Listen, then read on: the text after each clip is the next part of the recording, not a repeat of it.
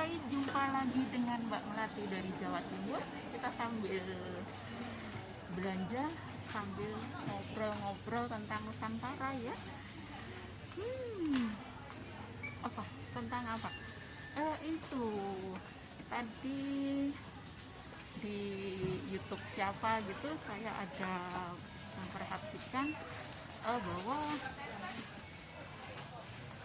kita dulu 500 tahun sebelum Masehi itu kita sudah punya ajaran leluhur yang luar biasa, yang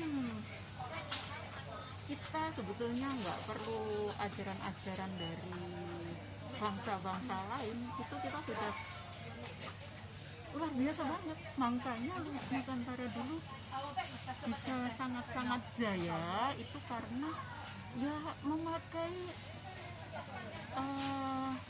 5 prinsip tadi ya.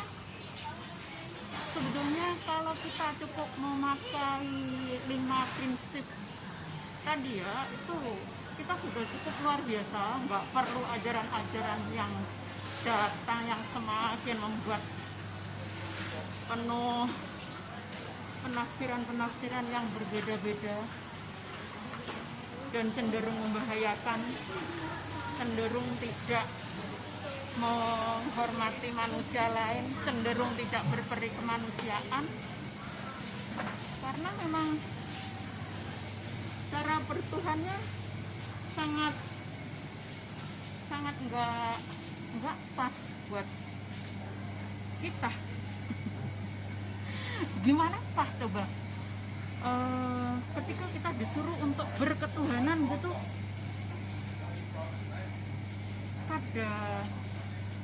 pada hal tentang perikemanusiaan nggak pas. Masa ada ajaran untuk membunuh? Itu apa-apaan? Itu ajaran apa sih? Saya juga bingung, saya juga baru ini saya ngerti. Baru ini saya ngerti ada model-model seperti itu. 5 prinsip tadi adalah: 1, angan-angan; 2, pikiran; 3, tutur kata; 4, pribadi; 5, pergaulan. Jadi cukup memperhatikan 5 hal itu, kita perhatikan, kita pakai petunjuk dengan nabi sejati kita, yaitu nurani kita. Itulah yang membentuk Nusantara jaya sebetulnya. Itu sudah nggak perlu itu aturan-aturan yang bertumpuk-tumpuk, buku bertumpuk-tumpuk sampai menghabiskan tempat gerak-rak ya. Kita dibuat semudah itu, tapi kita mempersulit diri. Pakai apa? Pakai buku-buku acuan-acuan itu, padahal kita hanya mau jadi orang yang baik saja, enggak. Jadi hati kita itu sudah bisa memberi kita pengarahan agar kita jadi orang genah itu. Jadi orang genah saja harus tanya ke benua lain. Dia nangis leluhur kita. Mau jadi orang baik cukup hati kita yang bisa kasih tahu. Hati kita pasti akan memberitahu, kamu nggak pas loh berbuat seperti ini. Hati nurani kita itu coy, cukup. Jadi nggak perlu kita. Saya juga baru sekarang ini menyadarinya.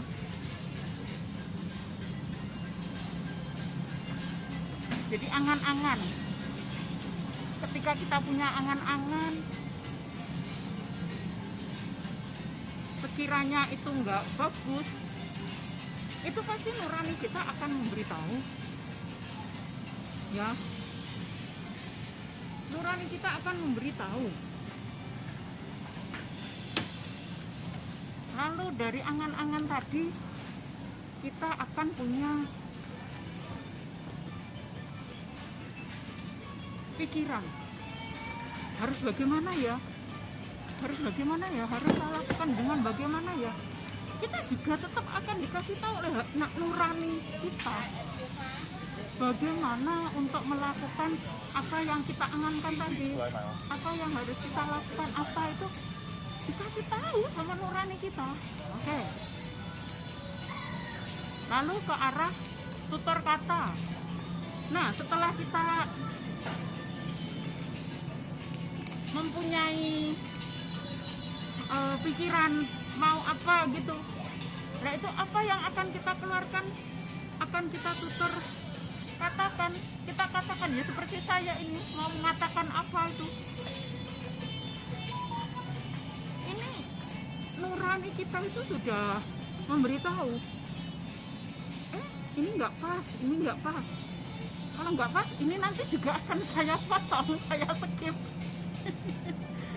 Itu namanya kita benar-benar diajak memakai ajaran leluhur kita sendiri, bukan memakai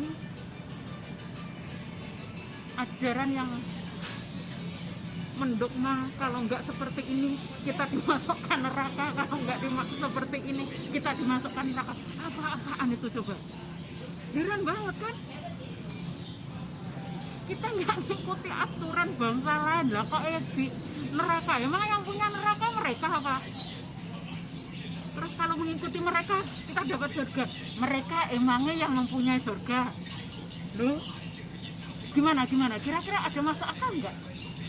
Itulah yang terjadi di kita, ya. Yang terjadi di kita itu sekarang seperti itu. Kita nggak sadar, kita hanya ngikutin aturan mereka, kita ikuti. Nggak karo-karoan.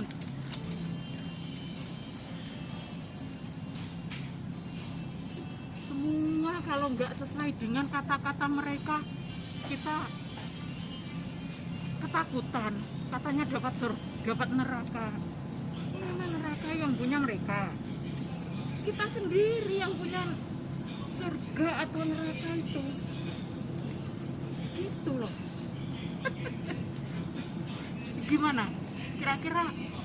Kira-kira ada masa enggak? Betapa kita selama ini begitu bisa dikata dibodohin enggak? Yang bodohin yang nulis itu loh. Nulis gini kita ikuti, nulis gini kita ikuti. Terus kita jadi ketakutan sekali kalau nggak mengikuti mereka.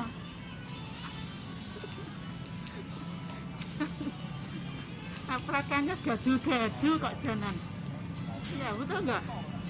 Bener-bener aplakannya gadul-gadul.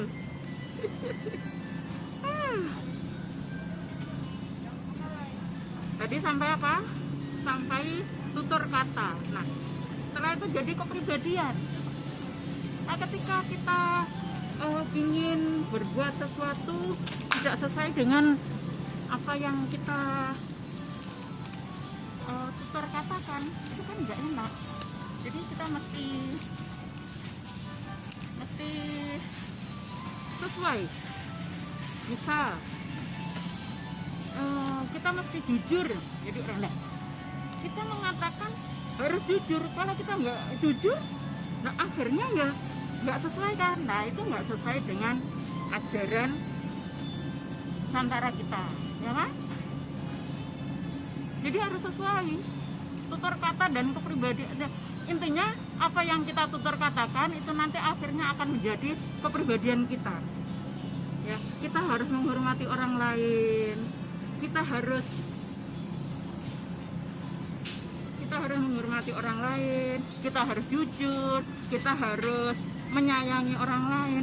Itu kan tutur kata kita seperti itu, lah kepribadian kita akhirnya ya seperti itu, bisa menyayangi semua. Nah terus selanjutnya itu adalah ada yang kelima adalah pergaulan. Nah itu tadi, kalau kita pergaulannya bagaimana, itu juga diatur. Nurani kita bisa ngajak, kamu jangan ikat situlah, nah, kamu jangan ikut yang itu, nanti kamu mau berbuat baik kamu jadi nggak bisa. Itu ada tuntunan seperti itu, ada. Enak kan?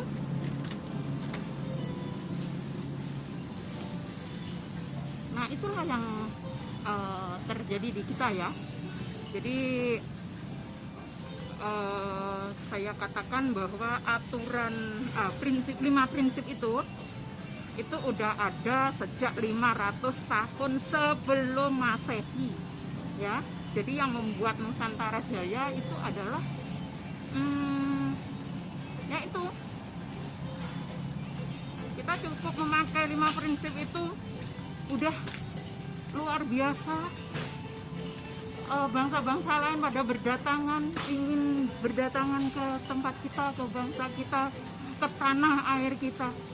Gara-gara apa? Ya gara-gara masyarakatnya demikian baik, demikian luar biasa.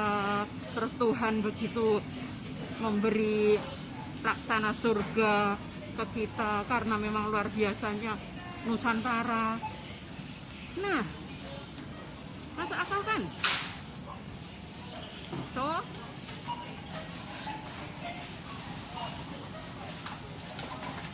cukup di kita menyadari tentang hal-hal